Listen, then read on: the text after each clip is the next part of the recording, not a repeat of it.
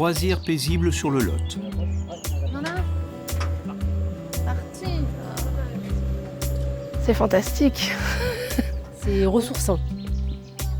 Pas le moindre bruit, aucune odeur, la péniche glisse sur l'eau comme naturellement. Ça fait 8 ans que le bateau navigue sans carburant. À la barre, Dominique. Et à la propulsion, le soleil. 65 mètres carrés de panneaux photovoltaïques et 11 tonnes de batterie permettent 4 heures de navigation par jour durant 5 jours. 10 tonnes de CO2 en moins pour la planète tous les ans. Pourquoi brûler du carburant pour aller à 5 km/h? Aujourd'hui, ça semble complètement... Je suis sûre que dans 30 ans, on dira mais ils étaient fous ces gens-là. Dans 30 ans, peut-être. Mais il y a encore pas mal de chemin à parcourir. Car pour homologuer cette péniche hôtel écolo, l'administration a pris le temps de la réflexion. Pas moins de 7 ans. Qui veut manger? C'est très convivial, très simple.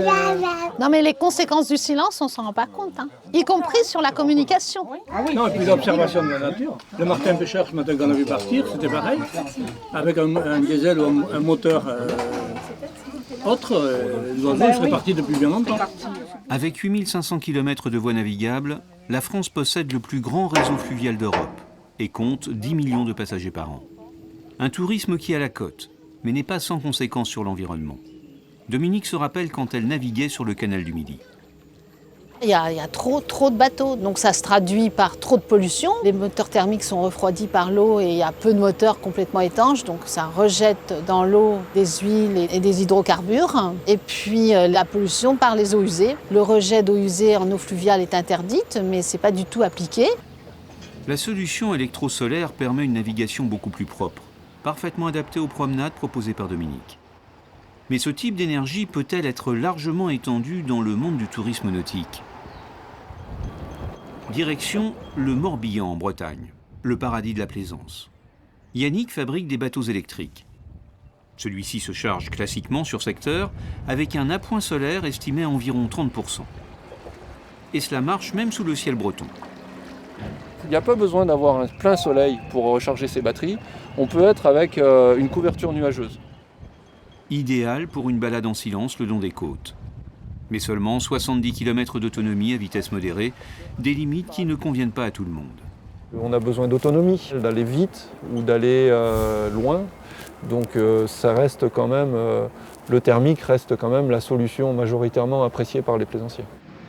Souvent, le bateau à moteur sert moins à la promenade qu'à se rendre au plus vite sur une île ou dans une crique pour y rester le plus longtemps possible. Un projet peu compatible avec l'électrique. Quant au prix, le bateau d'Yannick coûte 2 fois plus cher qu'un bateau thermique équivalent. Pour une machine puissante, il faut même quintupler le prix. Bref, le hors-bord électrique pour Monsieur Tout-le-Monde ne semble pas encore vraiment d'actualité. Yannick croit davantage au moteur propre d'appoint pour les voiliers. Avec des batteries rechargeables, grâce à cette hélice de son invention fixée sous la coque. Avec la vitesse du voilier, on fait tourner l'hélice, puisque l'eau entraîne l'hélice, et on peut recharger comme une dynamo les batteries du bateau, que ce soit les batteries de propulsion ou des batteries de servitude. Mais pour les gros bateaux, le défi reste entier. Paris est le premier port de tourisme fluvial au monde. Et pour ce type de bateau à forte capacité qui enchaîne les visites malgré un courant puissant, l'électrique trouve clairement ses limites. Vous êtes obligé soit d'avoir un volume de batterie, par exemple pour un bateau comme ceux qu'on exploite nous, de l'ordre de 60 tonnes de batterie, ce qui est totalement irréaliste, et avec une structure très légère d'aluminium qui du coup est fragile, soit vous renoncez.